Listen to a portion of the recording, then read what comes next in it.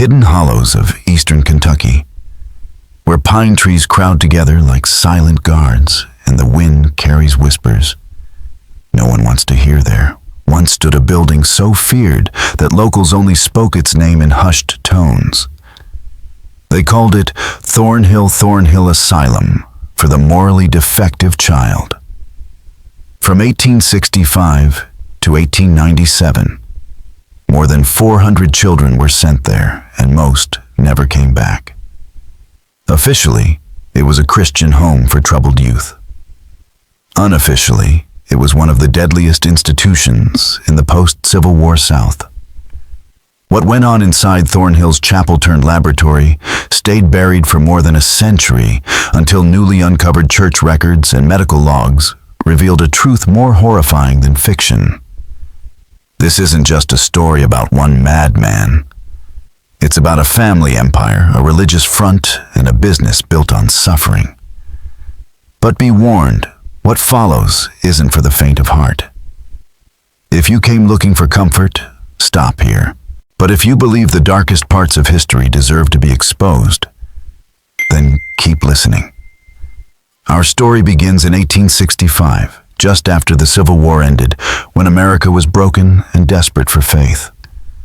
That's when the Calderon family opened their so-called sanctuary for children who had nowhere else to go. But those doors only opened one way. Reverend Silas Calderon, a former battlefield chaplain turned reformer, arrived in Kentucky preaching about divine order and salvation through obedience. Tall, sharp-eyed, and commanding Silas claimed he'd seen visions of fallen children who could only be saved through punishment and purification. His wife Temperance was rarely seen fragile in body, but rumored to have once been a patient herself. Their 4 children each played a role in Thornhill's grim legacy. Elias, the eldest, was a physician who never practiced outside the asylum. Obsessed with anatomy and soul cleansing, he ran the facility's medical wing with surgical precision. Josephine, the musical and gentle daughter in public, became a monster in private survivors. Say she played hymns on the piano while children screamed, calling it the sound of the devil leaving. The twins Nathaniel and Mercy were the institution's enforcers. Nathaniel managed the staff and new arrivals. Mercy oversaw reflection, a twisted name for solitary confinement, starvation, and correction. Then there was Dr. Alban Calderon Silas's brother, a disgraced neurologist from Baltimore obsessed with mind control. He created what the records called the silent chamber. For over 30 years, the Calderons operated in plain sight. They cloaked their crimes in religion and respectability.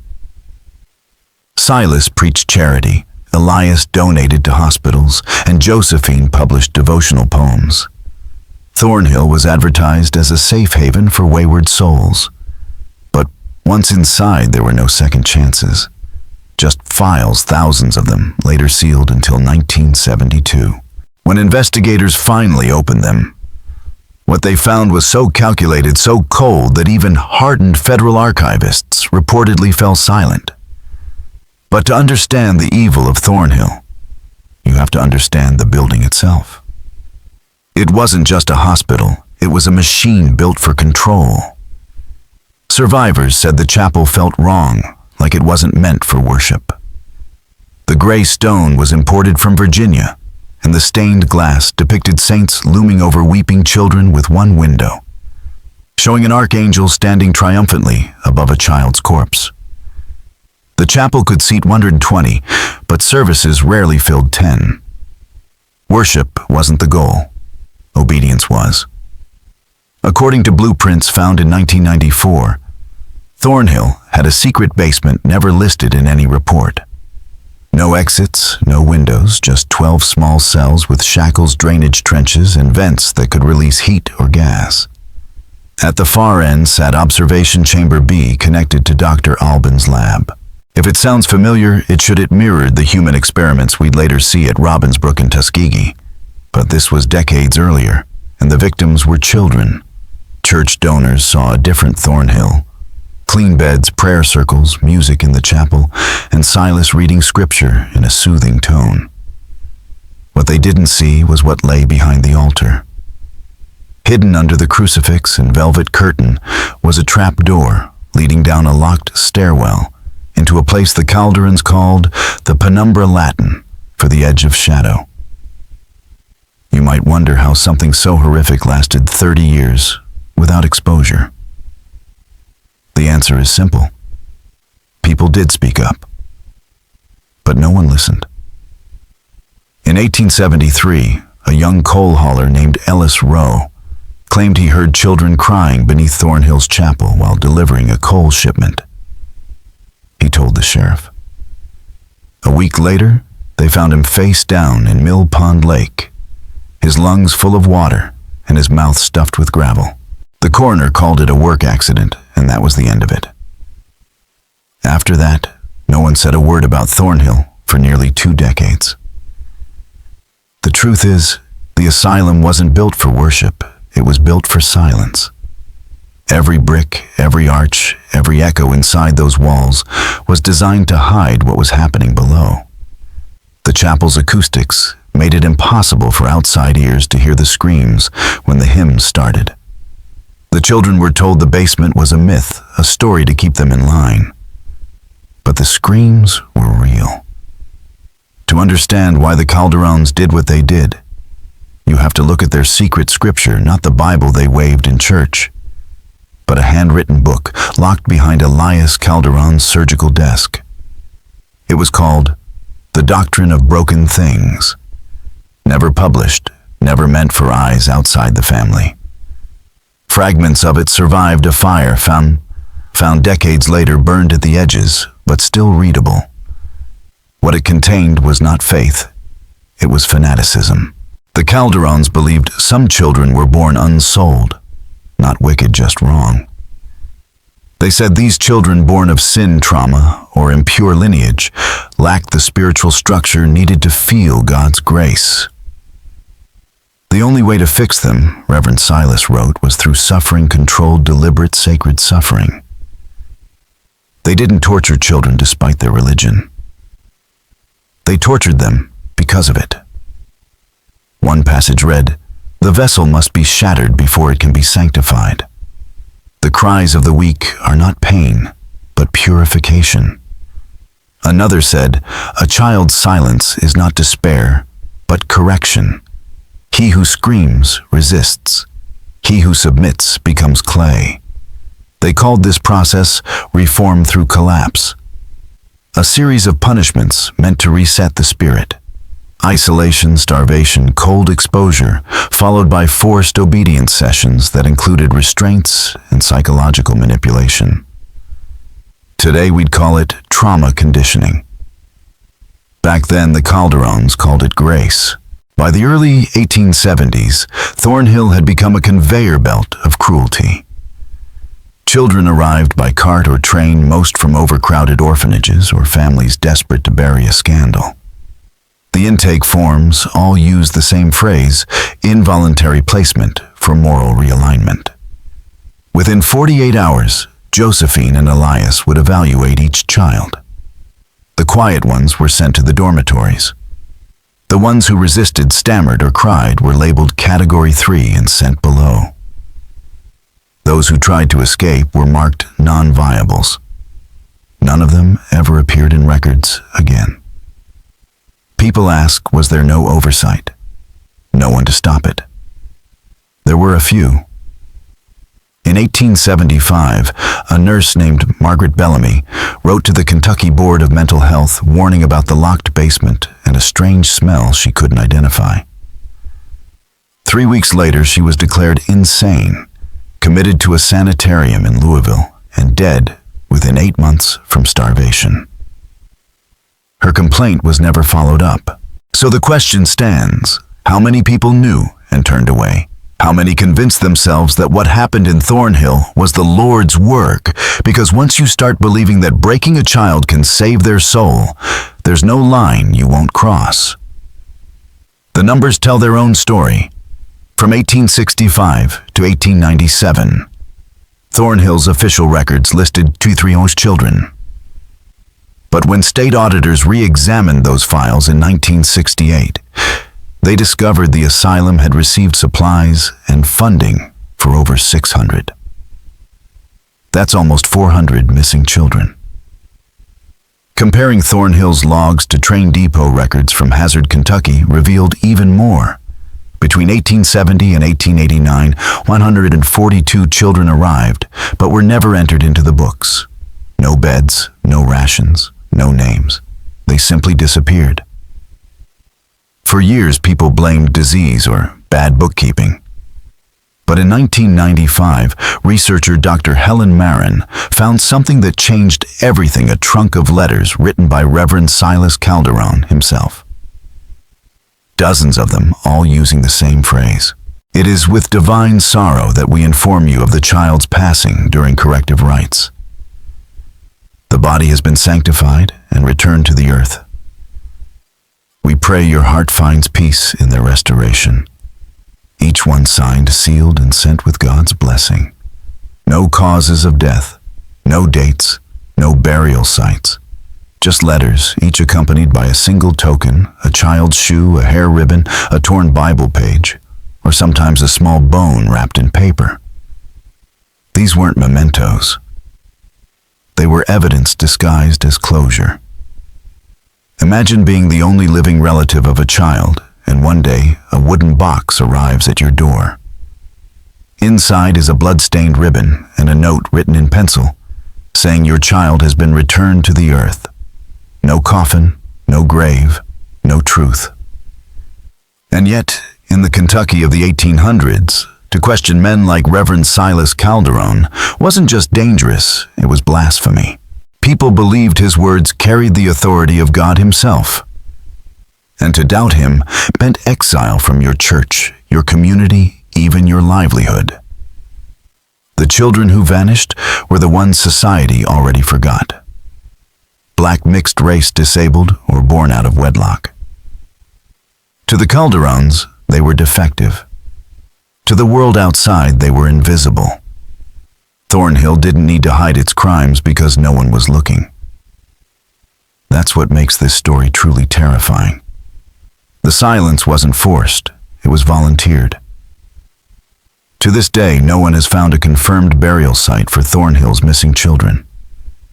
There are no grave markers, no records, just disturbed soil behind the chapel. Ground-penetrating scans revealed 17 rectangular depressions, too uniform to be natural, too small for adults. And beneath those depressions, investigators found something worse. Layers of charred wood blackened and stacked in a grid, what appeared to be a burn chamber. But that's a story for later.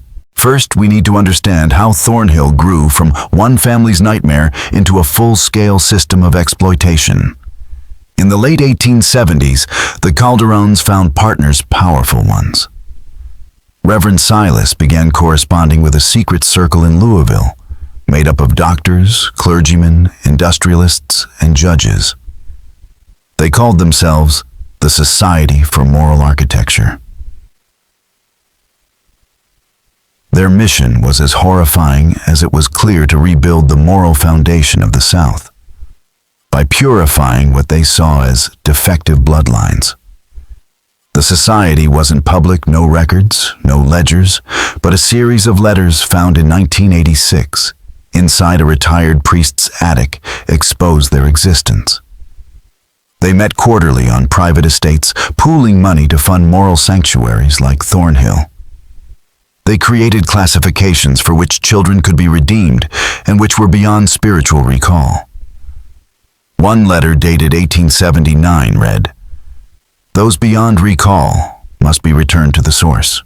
Their pain sanctifies our failure to preserve virtue." It was signed by Dr. Malcolm Hale, a Boston neurologist, who never once set foot in Kentucky, but donated the equivalent of $150,000 in surgical instruments. Soon after, Thornhill's cruelty became methodical. The society tracked data silencing response time, resistance breakdown period, total compliance interval. They turned children's pain into statistics. One file noted Case 42C, 9-year-old mulatto female. Collapse achieved in 72 hours, viable for replication. At that point, Thornhill wasn't a place of worship. It was a factory for suffering run like a business and blessed like a church. And no one stopped it because the men funding it believed they were saving civilization itself. To them, pain wasn't cruelty, it was correction. In the winter of 1880, Thornhill's chapel was renovated. Not to expand the sanctuary, but to install hidden tunnels and listening shafts that connected to nearby outbuildings. One of those outbuildings was a textile workshop run entirely by children. Their day started before sunrise and ended at dusk. Failure meant reassignment to Chamber B. No adult workers were listed in the records except one Mercy Calderon, the Reverend's daughter. Her name appears in every surviving inspection note. We'll return to her soon because her role may have been darker than anyone realized. But before that, I want to tell you about one child who refused to disappear. Her name was Delilah M. She was 8 years old when she arrived at Thornhill in the fall of 1881. Her file describes her as the daughter of a washerwoman and a black Union soldier, bright, defiant, and unafraid. She laughed when shown scripture and refused to kneel during prayer. For that she was labeled Category 3 and sent straight to the reflection wing. But unlike the others, Delilah left something behind a voice. Hidden inside a broken hymnal, she kept a small handwritten journal. And more than a century later, that journal was found. In 2004, during demolition of Thornhill's ruins, historian Maeve Kennerly discovered it buried under the warped floorboards of the North Dormitory, its pages soft with mold, but still legible. Delilah's words survived when everything else was erased. At first glance, the hymnal looked ordinary, its pages warped from age, its spine eaten by mildew. But tucked between hymns 141 and 142 were 12 loose pages written in the shaky hand of a child. The ink had faded, the paper brittle, but the words endured. They weren't full sentences or diary entries. They were fragments, raw, terrified, and real. Today the soup had something in it. I didn't tell. She made Ruth sing with no tongue. He said the cold makes you clean. I'm tired of clean. There's a room under the church. It eats the loud ones. I counted 4 windows, then none. I wish my name wasn't mine. These weren't just words. They were survival notes, a breadcrumb trail left by a little girl trying to make sense of horror. Her final message read, "If you find this, I'm probably not." But Ruth saw the door open. That means somebody hears. I hope it's God or a woman.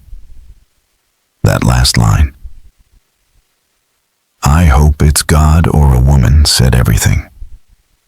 Delilah knew salvation wasn't going to come from men like Reverend Calderon. It would come from truth, from witness, from someone who refused to look away. There's no record of what happened to Delilah M. No discharge papers, no grave, no date of death. But 1 week after her last note, Thornhill requested a new child-sized straight-backed chair and a surgical lamp. The order was approved. That's where her trail ends. So when people ask why stories like this matter, why drag up the past, why uncover the pain, I think of Delilah. She didn't need to be rescued. She needed to be remembered.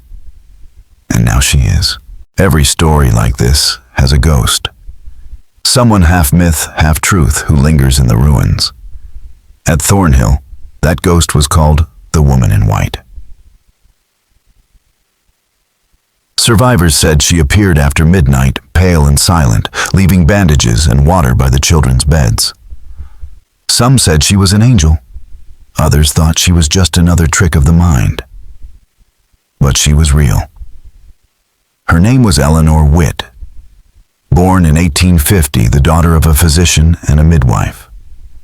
She was one of Kentucky's first unofficially trained nurses, educated in secret clinics during the Civil War. Widowed at 24, shunned for refusing to remarry. Eleanor applied for a job at Thornhill in 1882 as a laundress just months after Delilah vanished. But Eleanor didn't come to serve the Calderons. She came to expose them. She had heard whispers about Thornhill for years. She'd treated runaways who bore its scars, and she believed that silence was the worst sin of all. For 3 years, Eleanor worked quietly, blending in observing and documenting. She never defied the Calderons publicly, but she watched and she left a trail. She stitched coded symbols into linens, hid children's names in chalk inside laundry bins, and kept a small satchel behind the east furnace containing the names of 22 missing children. A broken locket belonging to a girl named Ruth D., and a small bottle labeled Mercy's Draft Test 4C.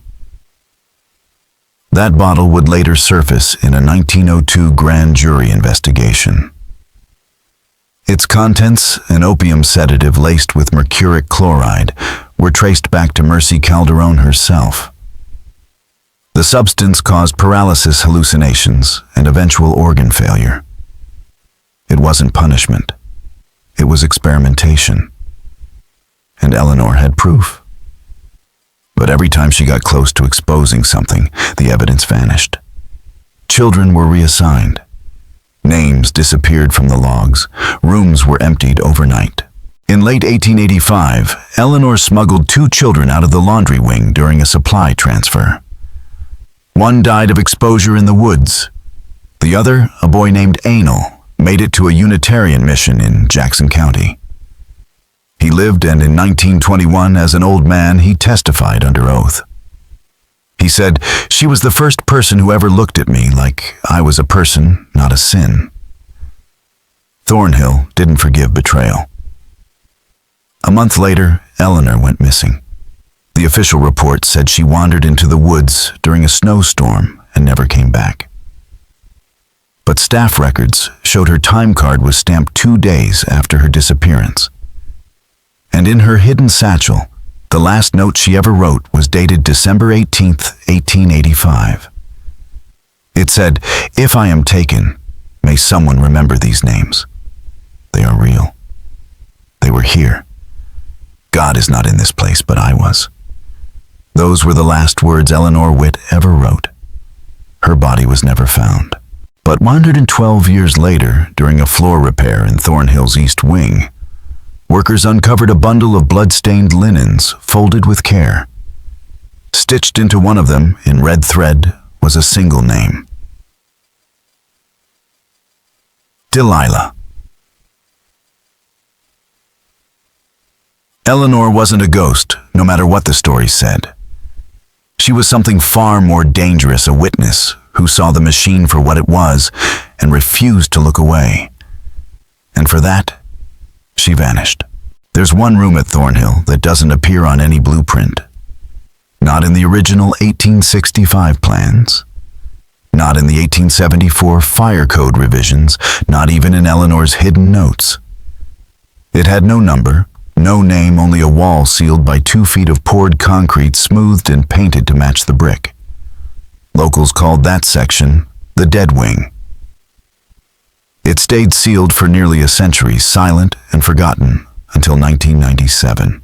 That summer, a crew working under the Kentucky Historical Trust began restoring Thornhill to convert it into a heritage museum.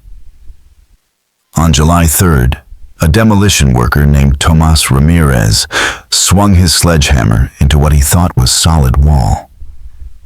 The echo was hollow. When the concrete was removed, they found not a closet, but a crypt. 15 feet long, 10 wide, 8 high. No windows. No ventilation. Just a rusted hatch in the ceiling, sealed shut with iron bars.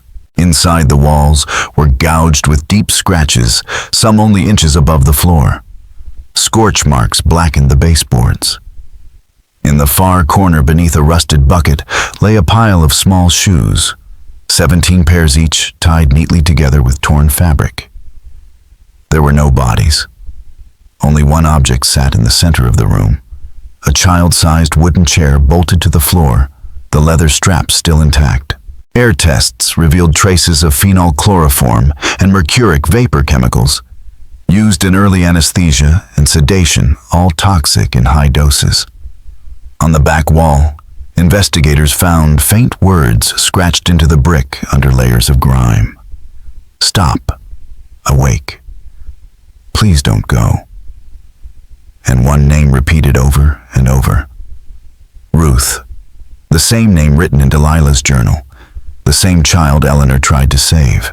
The room had no label, but internal Thornhill memos, found in 2009, mentioned Correction Cell 1B used for extended moral isolation of resistant subjects. Experts now believe this was the cell where children were psychologically broken, starved, drugged, and left alone until their identities dissolved. A place designed not to punish the body, but to erase the soul. So why was it sealed? In 1893, when the state began quietly investigating Thornhill's unusually high mortality rates, someone in power realized what had been happening inside Cell 1B couldn't be dismissed as discipline. They buried it literally behind concrete and silence, but silence doesn't last. During the final day of excavation in 1997, a worker claimed he heard a steady tapping from the far wall, soft, deliberate, like knuckles against stone. Cameras were turned on. The sound stopped. 2 days later, part of the opposite wall crumbled, revealing a hidden compartment. Inside was a child's drawing charcoal on linen, 6 stick figures standing in a row. 5 were smiling. The 6th had no face. In the corner, faintly written in red ink, was a single word: Delilah. By the late 1890s, Thornhill had become too notorious to survive. The Calderons couldn't contain the rumors anymore. But the end didn't come through justice. It came through disaster.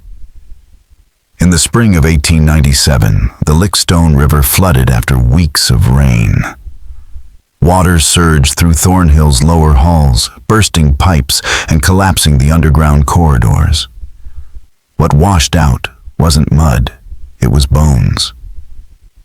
Fragments of jawbones, scraps of fabric, rusted restraints still bolted to planks. Locals found small crutches twisted by water pressure and mouth gags tangled in debris. For 3 days, authorities sealed off the property. Then quietly, they reopened it. No press, no autopsies.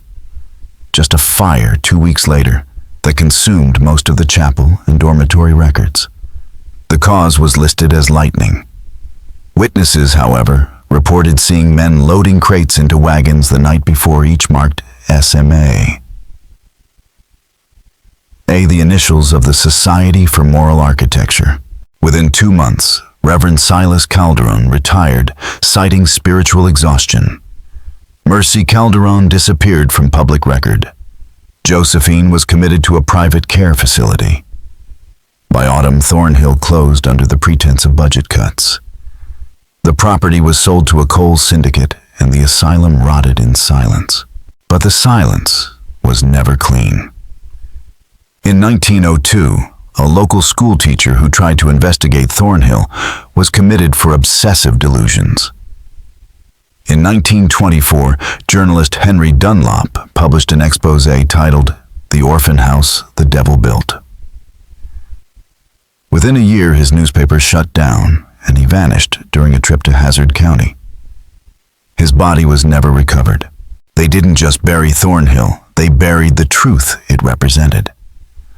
Because Thornhill wasn't an anomaly, it was a prototype.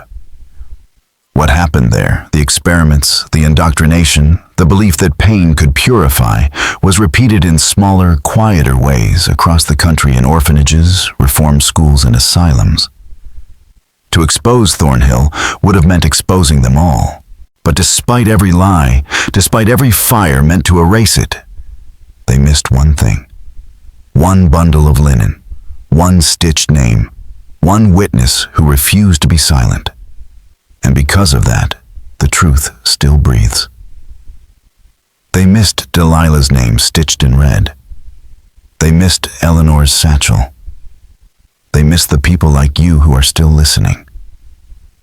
Because now, more than 100 years later, the truth is surfacing again, and no flood, no fire, no lie can keep it buried forever. Most of Thornhill's children never made it out, but a few did. They didn't speak publicly, didn't write memoirs, didn't sit for interviews. But late in life, when time had taken their fear, and they thought no one would believe them, they finally spoke. And thanks to a young social worker named Alexis Brandt, their voices still exist. In 1976, Alexis was gathering oral histories from Appalachian elders for a University of Kentucky project. She wasn't searching for Thornhill. But one afternoon, at a nursing home outside Berea, she sat down with a 90-year-old woman named Marion H. When asked about her childhood, Marion went quiet. Then she said, "There was a place with no windows and a lady who never blinked."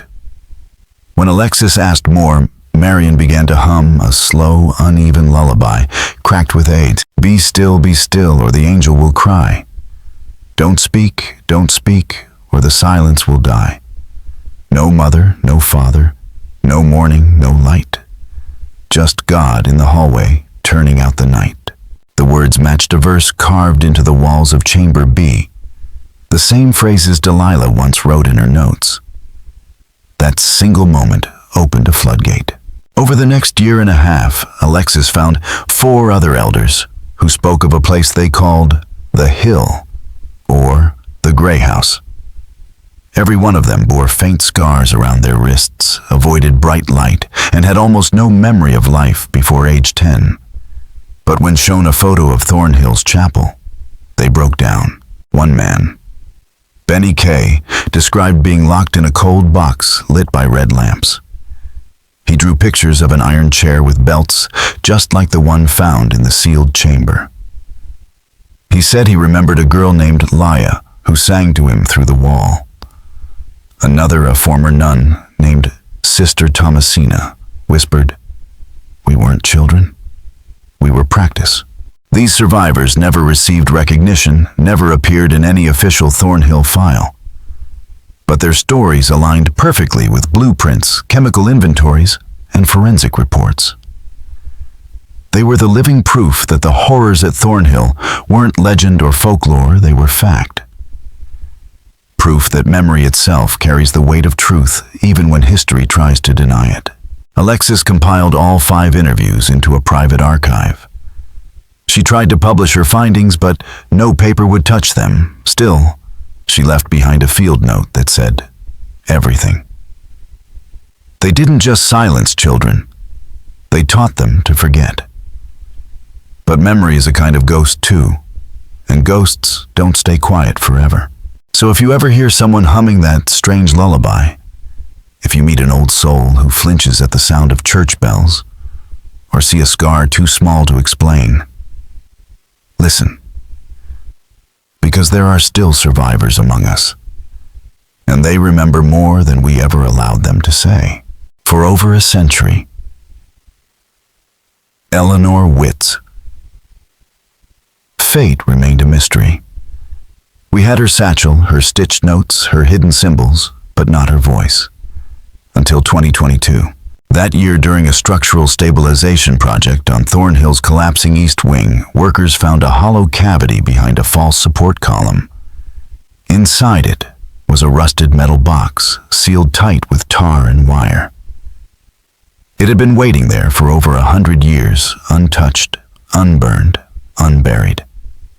And inside that box was the truth Eleanor never got to speak. Inside the rusted metal box lay a broken fountain pen, a tarnished locket holding 2 small teeth, and a stack of scorched pages written in a tight, trembling hand. It was Eleanor Witt's final journal, dated between October and December of 1885, the last 3 months of her life. What she wrote wasn't a report or an accusation. It was a confession, not of guilt, but of helplessness, clarity, and resolve. Here are excerpts from those final pages. October 19th, 1885. Ruth has stopped speaking not from silence, but from absence. I touch her shoulder, and she blinks like I'm not real. They call it mercy. I call it subtraction. November 2nd, 1885. I saw Josephine kneel beside Delilah's cot and whisper, "It's almost over." I do not believe she meant the night. November 27th, 1885. They tested a new serum yesterday. One child vomited black and didn't stop. I washed it away with my hands. I don't know her name. I don't know my own anymore. Tarantarum. December 3rd, 1885. I tried to leave. The gates were unlocked, but something in me said, if I leave, they win. I turned back. And then the final entry. December 18th, 1885. If anyone finds this, please believe what the children say. They have no power, no voice, no weight in the world. But they carry the truth on their skin and in their eyes. They are not defective. They are not broken. They were made into silence piece by piece. And silence is the easiest lie to believe. Do not believe it. My name was Eleanor Witt. I was here. They were here. Please remember us. That journal now rests in a temperature-controlled vault at the Kentucky State Archive. It isn't on display. To read it, you must file a request and sign a waiver. You won't be allowed to photograph it. But it's real. The ink, the paper, the human hand that wrote those words. They're all real. Thornhill itself is gone. The last of the structure collapsed during a storm in 2003, buried under years of mud lawsuits and neglect. But stories are harder to bury. They survive in fragments whispered behind closed doors, scratched into wood, stitched into fabric, carried in songs that mothers stopped singing, but children somehow remembered. So now that you've heard this story, what will you do with it? Will you close the window and move on? Or will you keep their names alive? Delilah Eleanor, Ruth Anel, Marion Laya, because stories like this only die when we stop saying them out loud. And maybe that's what Thornhill feared most.